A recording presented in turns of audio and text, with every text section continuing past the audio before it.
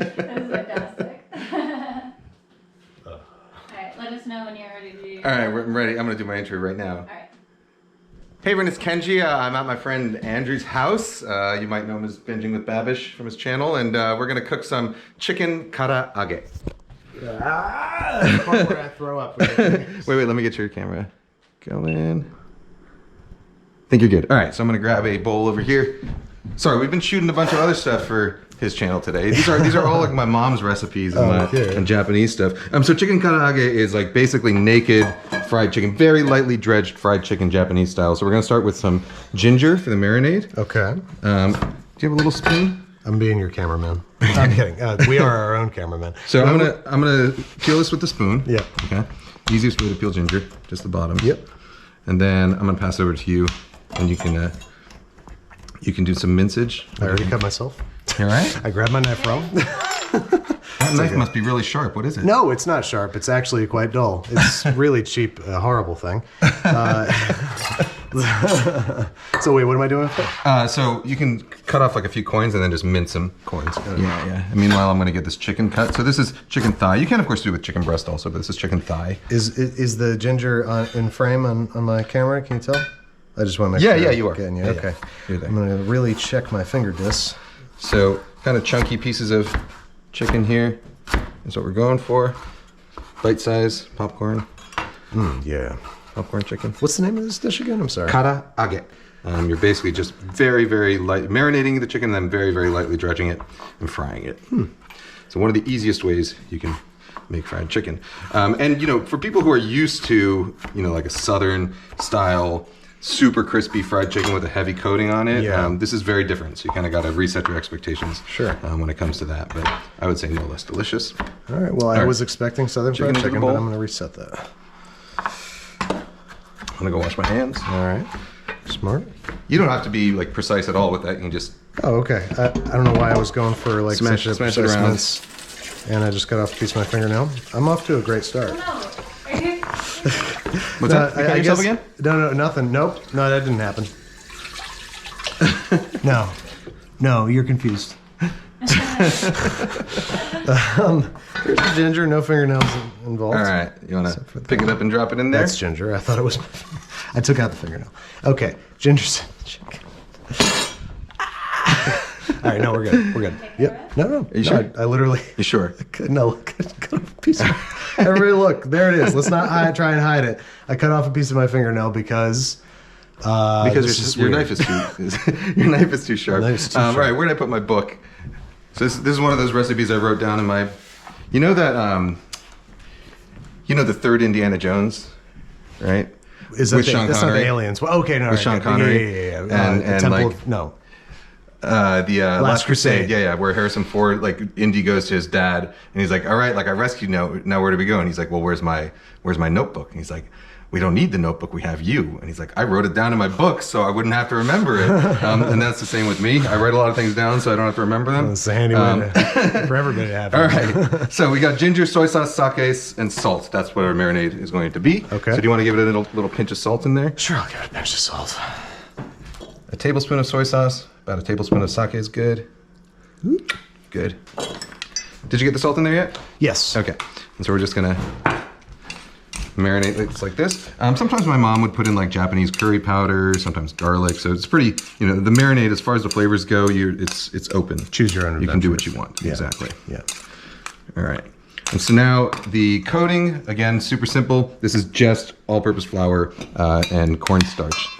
So it differs from the tempura coating that we did in a different video, or I guess it's on a different channel in a different video, which I will link to if it's out. But different from a tempura batter because that one had some baking powder added to it. But the same essential starch mix, flour and cornstarch. What's the ratio here? 1-to-1. Okay. Yeah. So that generally, like you're saying, produces maybe a little bit more of a pale crust than people might be used to. Exactly. Cornstarch. Exactly. So if you wanted to get it darker and sort of crunchier, you would raise the ratio of all-purpose flour and lower the ratio of cornstarch. Okay, and that's that. Now we're going to, you can let this marinate, of course, longer. We're just going to go straight in though. How long would you go, tops? You can go overnight. You know, so salty marinades especially are going to break down some muscle fibers in the chicken, and so they're going to help them retain more moisture. Soy sauce is also a protease, so it breaks down protein. So the longer you let it marinate, the more tender and the more the salt is going to penetrate, but it doesn't really matter too much. You ever marinate chicken in pickle juice? I'm sure you have. Yeah. I got a recipe for like a 5-ingredient chicken sandwich that uses pickle juice. Oh, it's really do you want special. to test the temperature there? Yeah, sure. Yeah. So we should be at around 325-ish. 340. Good enough. 50. Close. All right. So when I do chicken like this, I'm gonna grab it in a handful, and you can do another handful if you want, but let the sort of shake off the excess, and then you want to just kind of bring your hand nice and low, and drop it in a piece at a time. Kind of around, almost spread it. Yeah, exactly. Got it. And you want to go nice and low so that it doesn't splash up and get you. Do you want to do some? Yeah, sure. So one piece at a time, it seemed like. Essentially, yeah. So that way you don't end up with a big. big chunk of chicken in there. Yeah, all right. So I got a handful of chicken here. I'm just going to go sort of. Jesus. Andrew has this sink that spits at you.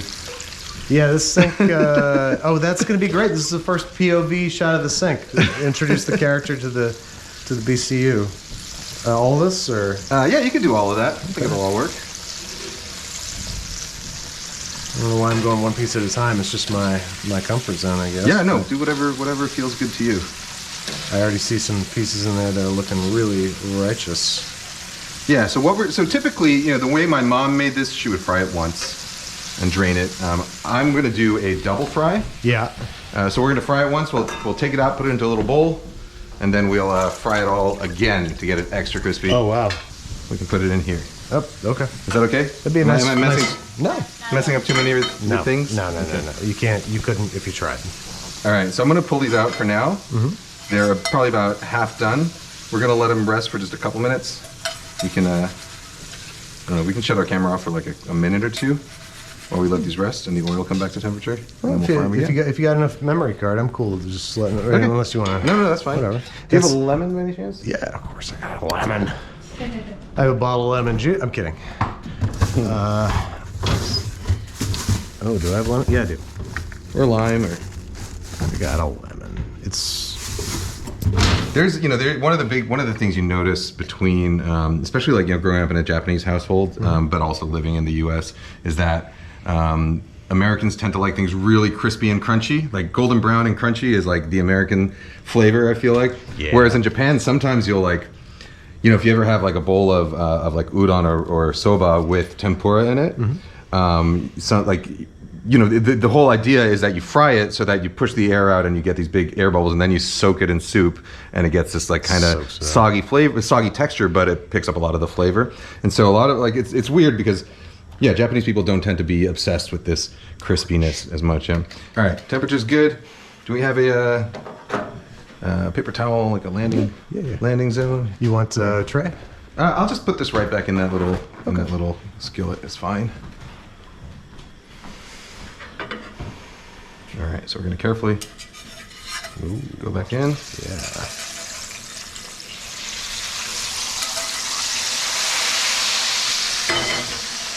And how long have you put the second fry? Just a minute or so.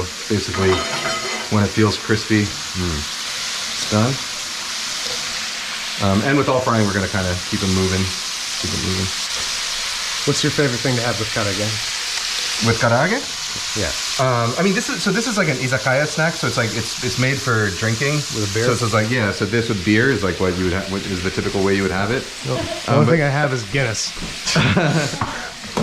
But you know, often when I'm making something like this, I'll make a bunch of small izakaya style dishes that use the fryer. So chicken karaage like this, I would make a little salad to go on the side, and then I would make something like agedashi tofu. Which is soft tofu that you dredge in the same mixture. You fry it, and this is one of those dishes where you fry it crispy and then you douse it in sauce.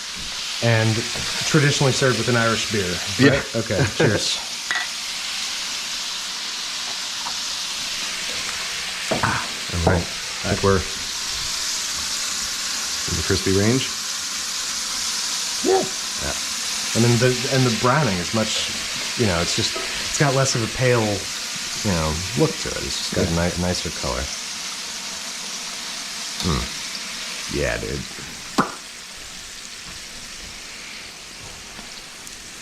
This, you can make it with, so if you make it with chicken breast, so if you ever break down your whole chicken and you got the cartilage from the chicken breast, that's like a classic cut for chicken karaage. You dredge that and fry it, cut into pieces, dredge it and fry it. And this is like, again, one of those textures that like are maybe not common in American food, but like that cartilaginous, weird, crunchy chew is a sort of prized. Yeah.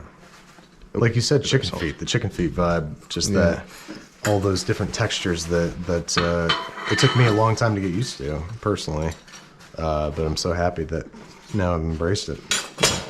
All right. Do it. Nice. Nice. Lemon. Nice. Nice. Look at that, folks. All Look right. at that. Chicken karaage from my book. In Andrew's kitchen. From the man's book, right here. Chicken karaage. This black really Picks up gathers up all different kitchen detritus. Shall we then? Yeah, let's eat it, man. Well, it's hot. Okay, I'm gonna stop shilling for you. I'm gonna put this right here in the Babish cookbook. Yes. Oh wait, we need the thumbnail, right? Oh yeah. Well, I got some nice close-ups of it if you want. Oh, for here. Okay, yeah, we can do that. Let's throw it right dead center. Make sure that we're sharp as a tack. Make sure that the lemons are nicely oriented. That's nice. Proud stack. Maybe this guy like buried a little bit more. All right. All right. Looks good. Beautiful.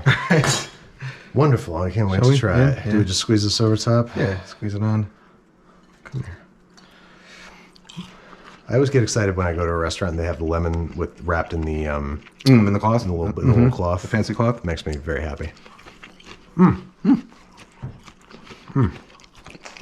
Simple.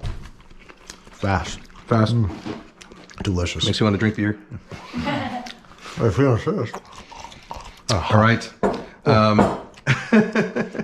Guys, gals, non-binary pals, thank you. Thank you. I like that. Yeah. Thank you, Andrew. And yeah, see you next time. Happy St. Patrick's Day. Retroactively. All right. Awesome. Thanks. All right. Thanks, man. Great.